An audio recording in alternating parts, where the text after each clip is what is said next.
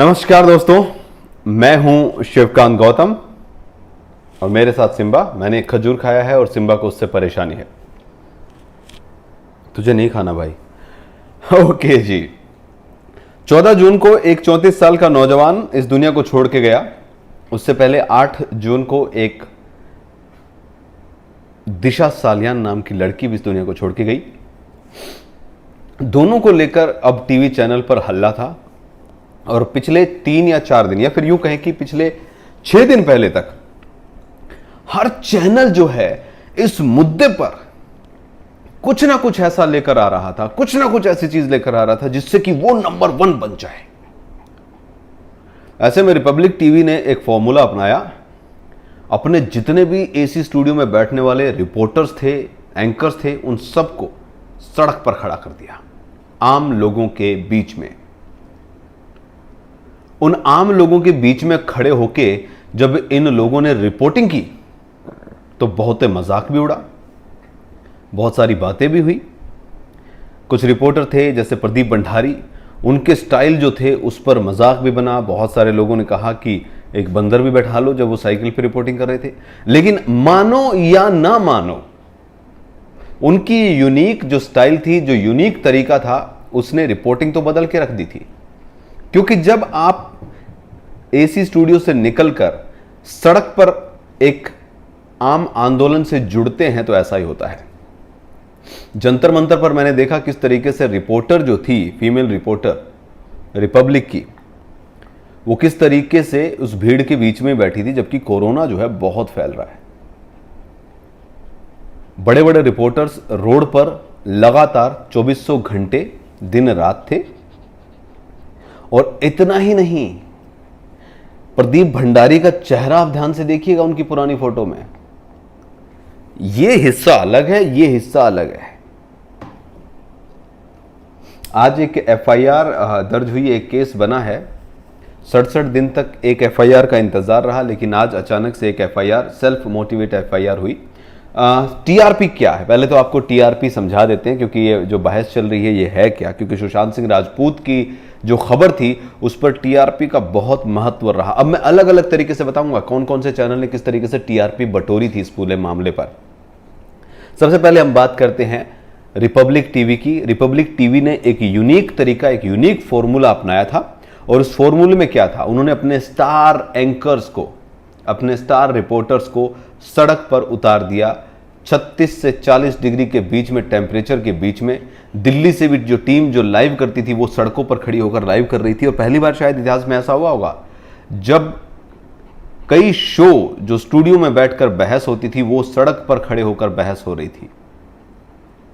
Republic TV इस मामले में आगे रहा। मुझे मेरे 400 रुपए नहीं मिले हैं। मैं रिपब्लिक टीवी से यह कहना चाहता हूं कि मेरे 400 रुपए कहां हैं। मुझे मेरे 400 400 400 1200 रुपए चाहिए। 1200 क्यों, 1600 हो जाएंगे 14 तारीख तक। तो मुझे मेरे 1600 रुपए जल्द से जल्द रिपब्लिक टीवी भेज दे, मैं यही कहूंगा। क्योंकि अगर ऐसा है तो मैं भी 4 महीने से रिपब्लिक देख रहा हूं। टीआरपी है क्या असल में टीआरपी है टेलीविजन रेटिंग पॉइंट्स, जिन पर जनता तय करती है कि कहां पर क्या देखना है। और ये होता कैसे ये भी बता देता हूं। कौन सा चैनल, कौन सा शो, कौन से ज्यादा एरिया में देखा जा रहा है, वो जो है टीआरपी यानी broadcast audience research council India, ये मापती है। टीआरपी मापी कैसे जाती है? टीआरपी मापने का कोई ऐसा फंडा है नहीं। ये नहीं कि रोज आप किसी के घर में या फिर रोज रिया चक्रवर्ती के घर में, जिस तरीके से रिपब्लिक टीवी ने देखा था कि रिपब्लिक देख रही है रिया, 1600 रुपए रिया को भी पहुंचा दीजिएगा प्लीज। अर्नब गोस्वामी, मैं आपसे यही कहूंगा कि रिया चक्रवर्ती भी जो है वो देख रही थी, तो 1600 रुपए उसके भी बनते हैं। देश में करोड़ों घरों में करोड़ों टीवी, एक घर में 3-3 टीवी हैं। मैंने तो देखा अमीरों के तो 7-7 टीवी होते हैं, हमारे यहां तो एक ही है, किश्तों पे लिया हुआ। तो अब होता क्या है, टीआरपी मापने के लिए एजेंसी जो है अलग अलग हिस्सों में, अलग अलग आयु वर्ग, अलग अलग शहरों में, अलग अलग ग्रामीण क्षेत्रों में सैंपल चुनती है।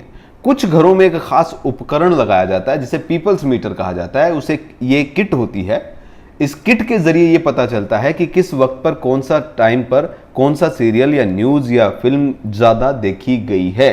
इसे पीपल्स मीटर कहा जाता है और एजेंसी जो है इसकी टीआरपी फिर उसके हिसाब से शोध करके जो है मापती है। टीआरपी का महत्व क्यों है भाई? भाई जिसकी टीआरपी जितनी ज्यादा उतनी ज्यादा पैसे, और पैसे के सारा खेल है। तो सीधी सी बात है, टीआरपी में हेरफेर की जो बात की गई है वो है क्या? मुंबई पुलिस कमिश्नर परमबीर सिंह ने प्रेस कॉन्फ्रेंस में बताया है कि देश भर में अलग अलग जगह पर 30,000 बैरोमीटर लगे हुए हैं, यानी पीपल्स मीटर लगे हुए हैं। मुंबई में इन मीटरों को लगाने का काम हंसा नाम की एक संस्था करती है।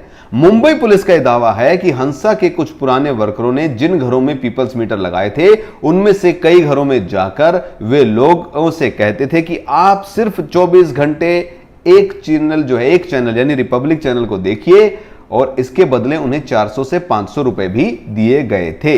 यानी कि अनपढ़ लोगों के घरों में भी इंग्लिश टीवी जो है वो चल रहा था। वैसे एक चीज तो है दोस्तों, ये जो आया था इससे पहले भी रिपब्लिक टीवी का जो इंग्लिश वाला शो है जो रात को आता है वो तो वैसे भी नंबर 1 था। बात तो मुझे लग रहा है हिंदी चैनल की होनी चाहिए थी, क्योंकि हिंदी अचानक से नंबर 1 पे आया था, नया चैनल था। मुंबई पुलिस कमिश्नर परमबीर सिंह ने यह अपराध है, चीटिंग है, इसको बताया है, इसे रोकने के लिए जांच करें, फोरेंसिक एक्सपर्ट की मदद ली जा रही है, आरोपियों को पकड़ा जाएगा। 2 छोटे चैनल फख्त मराठी और बॉक्स सिनेमा पर इस पे कार्रवाई हो भी चुकी है। हंसा के पर शिकायत दर्ज हो चुकी है। ब्रीच ऑफ ट्रस्ट एंड धोखाधड़ी का केस हो चुका है। पुलिस कमिश्नर ने कहा है कि रिपब्लिक टीवी में काम करने वाले लोग, प्रमोटर, डायरेक्टर इस खेल में शामिल हैं, उनकी जांच होगी। जिन लोगों ने विज्ञापन दिए हैं, ऐड दिए हैं, उनकी भी जांच होगी। सुशांत सिंह राजपूत केस पर आता हूं, कैसे इंसाफ की लड़ाई टीआरपी की लड़ाई में बदल गई है। रिपब्लिक टीवी के रिपोर्टर जो थे वो रोड पर थे, वहां से रिपोर्टिंग हो रही थी। बहुत सारे लोग जो हैं सेल्फियां खींच रहे थे जा जाके, और अपनी सेल्फियां डाल भी रहे थे। और ऐसा नहीं है कि स्टार जो हमारे एंकर हैं उनके साथ फोटो खिंचवाना कोई नहीं चाहता है, सब चाहते हैं, मैं भी चाहता हूं। लेकिन रिपोर्टर से के साथ सेल्फी ये एक नया चलन आया। अंजना ओम कश्यप, रवीश कुमार, अर्नब गोस्वामी, सुधीर चौधरी, बहुत सारे लोग हैं, रोहित सरदाना, इन सब के साथ कौन नहीं चाहता? सब चाहते हैं यार, जो न्यूज़ पसंद करते हैं। लेकिन जिस तरीके से एंकर्स के साथ तो छोड़िए, जो न्यूज़ रिपोर्टर थे उनके साथ जो है फोटो खींचकर आ रही थी, उससे लग रहा था हाँ भाई कुछ तो कमाल हो रहा है। टीआरपी में नंबर 1 चैनल हुआ अर्नब गोस्वामी का। उसके बाद नंबर आया कि यार आज तक जो है वो चैनल बड़ा है, कैसे करें कैसे करें कैसे करें। तो आज तक ने रिया चक्रवर्ती का इंटरव्यू कर डाला। उस इंटरव्यू ने सनसनी मचाई, क्योंकि उस इंटरव्यू में जिस तरीके से इंटरव्यू लिया गया, मैं तो बार बार कहता हूं उसे मास कॉम की बुक जो है बतौर एक वीडियो बुक लॉन्च किया जाए और मास कम्युनिकेशन के स्टूडेंट्स को सिखाया जाए कि इंटरव्यू किसे कैसे लिया जाता है, क्या कला होनी चाहिए, किस तरीके से होना चाहिए। टीआरपी लेने की कोशिश की गई। 2-3 दिन तक उस इंटरव्यू के पार्ट्स को बार बार दिखाया गया। रिया चक्रवर्ती जिस स्कूल में पढ़ती थी आगरा में, वो भी सामने आया, उस स्कूल की भी तस्वीरें आई, रिया की बहुत सारी खबरें भी आई, यहां से उन्होंने टीआरपी ली। अब ऐसे में चलते हुए एक और चैनल था जो बहुत सारे डीएनए सैंपल इकट्ठे करके रखता है। अब उस चैनल ने क्या किया? उस चैनल ने सोचा कि हो ना हो हमें भी इस टीआरपी की रेस में आगे निकलना है, हम पीछे क्यों रहे। उन्होंने अनसीन वीडियो का एक नया फॉर्मेट लेके चलाना शुरू कर दिया। वो वीडियो जो सुशांत सिंह राजपूत को ड्रग्स एडिक्ट दिखा रहे थे, और ये सीधी सी बात थी कि पहले दिखाएंगे ड्रग एडिक्ट्स, उसके बाद में फिर हम इस पर सफाई देंगे। क्योंकि जब पहले लोगों का ध्यान हमारी तरफ होगा गालियां देकर, उसके बाद हम कहेंगे देखो हमारे पास तो और वीडियो भी है, हम तो जनता के साथ हैं, क्योंकि पूरी जनता हमारे साथ है, हमारा चैनल देख रही है, और उसके बाद हम उनके अच्छे वीडियो दिखाएंगे। और ये हुआ भी। तो टीआरपी लेने के लिए एक चैनल ने वीडियोस दिखाए, अनसीन वीडियोस, पहले नेगेटिव उसके बाद पॉजिटिव। हो गई भाई टीआरपी। आई टीआरपी या नहीं आई? मेरे लाइव में मैंने उन चैनल का नाम नहीं सुना था, लेकिन फिर आने लगे। अब एक और टीवी था जिसका कहीं कोई नामो निशान नहीं था, जिसके लाइव पे 150 से 200 से ज्यादा लोग होते ही नहीं कभी। उस टीवी ने भी एक सनसनी मचाई। उस टीवी ने दिशा सालियान का चश्मदीद जो है वो ढूंढ दिया। और इतना ही नहीं, बकायदा पूरा इंटरव्यू 3 दिन तक बार बार बार बार बार बार बार बार बार बार चलाया। उस पूरे इंटरव्यू के बाद क्या हुआ, गाड़ी में बैठकर उनके स्टार एंकर गए और सीबीआई को सबूत भी सौंपे। जैसे ही सबूत सौंपे उससे पहले टीआरपी खत्म हो चुकी थी, जो भी आ रही थी। 4 चैनल हो गए टीआरपी के। एक चैनल है जिसने टीआरपी के लिए सारी हदें पार की, क्योंकि उस चैनल ने हमें दिखाया कि रिया चक्रवर्ती जेल में क्या कर रही हैं।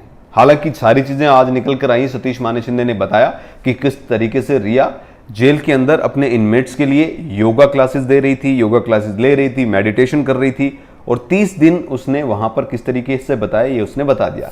लेकिन उस चैनल के एंकर ने, स्टार एंकर ने हमें क्या बताया, रिया 8 बजे तक बैठी रही। 8 बजे उसे दाल रोटी चावल दिया गया, उसने 1 रोटी खाई, उसे 1 चटाई दी गई है और उसके कमरे में पंखा नहीं है, उसे 1 तकिया भी दिया गया है और 1 कंबल भी दिया गया है। उसके बाद वो रात को मैट बिछाकर, चटाई बिछाकर बैठ जाती है और 2:30 बजे तक बैठी रहती है। वो 2:30 बजे सो जाती है। मैं बार बार उससे पूछता रहा, यार वो 2:30 बजे सोई तो सुबह कितने बजे उठी, और सुबह उठी तो क्या सब ठीक था? उस चैनल ने उसके बाद ये चीज नहीं दिखाई। बड़ी बड़ी अदालतें लगती हैं उस चैनल पर, लेकिन कमाल की बात यह थी कि 2:30 बजे तक कौन सा सीसीटीवी कैमरा था जो वहां पहुंचा हुआ था। उस चैनल को मैंने कई बार देखने की कोशिश की। हर शो उसका पैकेज होके आता है, जबरदस्त वीडियो होता है, जबरदस्त ग्राफिक्स होता है, और बिना किसी ग्राफिक्स के, बिना किसी प्रेजेंटेशन के उसका कोई शो नहीं आता है। यानी कि पूरा का पूरा एडवांस में सारा का सारा तैयार किया गया खेल होता है। अब कमाल की बात यह है दोस्तों कि वो टीवी भी टीआरपी जो है लेने की कोशिश कर रहा था, ऐसी खबरें बता के जो सत्य थी ही नहीं। इसके अलावा कोई और चैनल बच गया हो दोस्तों तो बता दीजिएगा, क्योंकि एक आध चैनल ऐसे भी हैं जो आज भी यही बातें कर रहे हैं कि रेलवे कब शुरू होगा, कब जा पाएंगे बिहार के लोग बिहार में। ये बहुत बड़ा सवाल है। फिलहाल सारी की सारी पब्लिक रिया चक्रवर्ती को जेल में भेजकर खुश है, तो कुछ सुशांत सिंह के न्याय में लगे हुए हैं। लेकिन सवाल यही उठता है कि किस तरीके से बिहार जाने वाले लोग अच्छे से पहुंच पाएंगे, वहां धान की खेती कर पाएंगे, क्या वो वापस पंजाब आ पाएंगे? पहले सवाल ये था कि क्या ये लोग पंजाब से वहां जा पाएंगे, लेकिन अगर वहां चले भी गए, उनको भेज भी दिया गया, तो उसके बाद सवाल फिर से उठ गया है, क्या ये गरीब लोग बिहार में बस पाएंगे? क्या ये लोग बिहार से वापस पंजाब आ पाएंगे? उनकी टीआरपी की कहानी है, उनको टीआरपी से कोई लेना देना ही नहीं है। टोटली उनको चाहिए नहीं टीआरपी, उनको टीआरपी मांगती नहीं है, अच्छी नहीं लगती उनको टीआरपी। उनके मुद्दे हमेशा अलग रहते हैं। ये बड़े बड़े चैनल थे, और मेरे हिसाब से मैंने जो चीजें बताई हैं दोस्तों आपको, इस पूरे मामले में किस तरीके से टीआरपी सबने अपने अपने तरीके से बटोरने की कोशिश की, वो मैंने आपको बता दिया। अब आप खुद अंदाजा लगाइए कि कौन कितना गलत है। अब बात करते हैं असल टीआरपी की, जो थोड़ी देर पहले मैंने की थी। सेक्टर 16, सेक्टर 18, मैकडी, जीआईपी, ये जो नया मॉल उस तरफ बड़ा वाला जिसमें सारी पब्लिक चली गई थी, इनके आगे छोटे छोटे बच्चे जो हैं फूल बेचते रहते हैं। जो मेट्रो की सीढ़ियां उतरती है वहां पर छोटे छोटे बच्चे भीख मांगते रहते हैं। इन बच्चों के माँ बाप वहां नहीं है, इन बच्चों का कोई वाली वारिस वहां नहीं है। सुबह 9 बजे 8:30 बजे इन बच्चों को ई रिक्शा में बैठाकर लाया जाता है, वहां उतारा जाता है, और फिर शाम को उनको ले जाया जाता है, एक जगह पर उनको रखा जाता है। यानी कि वो 50-100 बच्चे जो हैं वहां पर, वो सारे के सारे भीख मांगने का काम करते हैं, और उनके माँ बाप का पता नहीं है। अब उनके माँ बाप कहाँ हैं, कौन है, वो किसके बच्चे हैं, किसके प्रिंस हैं, किसकी दिशा है, किसके सुशांत है, किसी को नहीं पता है। लेकिन 2 कदम पर रहने वाले मीडिया हाउसेस जो इन बड़े बड़े मॉल्स में आके, बड़े बड़े जो मॉल्स के साथ में बड़ी मार्केट में जो कैफ़े हैं बड़े बड़े, जहां पर सिर्फ बिजनेस डील होती है, वहां पर आकर 2-2, 3-3 घंटे महंगी महंगी 300 रुपए की कॉफ़ी ज़रूर पीते हैं, लेकिन उन बच्चों पर इनका ध्यान नहीं जाता है। लेकिन हाथरस में एक कांड होता है जिसकी सच्चाई कुछ और होती है, वहां पर यह बिकाऊ मीडिया पहुंच जाता है और अपने तरीके से स्टोरी जो है ढालने की कोशिश भी करता है। वहां पर दंगों की साजिश हो रही है, वहां पर फेक न्यूज़ चलाने की साजिश हो रही है, वहां पर अलग अलग तरीके से अलग अलग चैनल अपने धरने दे रहा है, चाहे वो चैनल की पत्रकार हो जिससे पुलिस ने रोक दिया हो, चाहे वो गांव के बीच में पत्रकार बैठ के अपनी अपनी चीजें बता रही हो। कोई दूध का धुला नहीं है, सीधी सी बात है। अगर आज मैं कहूं कि मैं भी, मुझे भी पता था कि इस मामले में व्यूज आ रहे हैं, उस मामले में व्यूज आ रहे हैं, हम आगे बढ़े, लेकिन कुछ चीजें थी जो आगे बढ़ने पर आज भी मजबूर कर रही हैं। अगर ये सिर्फ व्यूज का चक्कर होता तो बहुत सारी और चीजें भी थी। इस व्यूज लाने में और जो चैनल पर आप लोगों का प्यार है उस पर फर्क है दोस्तों। जिस बेबाकी से, जिस तरीके से हम लोगों ने ये न्यूज आपको दी है, हमें भी पता है कि कल को ये चैनल बंद हो सकता है, किसी भी दिन हमें भी बुलाया जा सकता है, हमें भी उठाया जा सकता है। मुद्दा ये है कि इन सारे चैनलों में सच के साथ कौन सा चैनल खड़ा है, इन सारे चैनलों में कौन सा चैनल है जो सिर्फ सच्चाई चाहता है, जो सिर्फ इंसाफ चाहता है।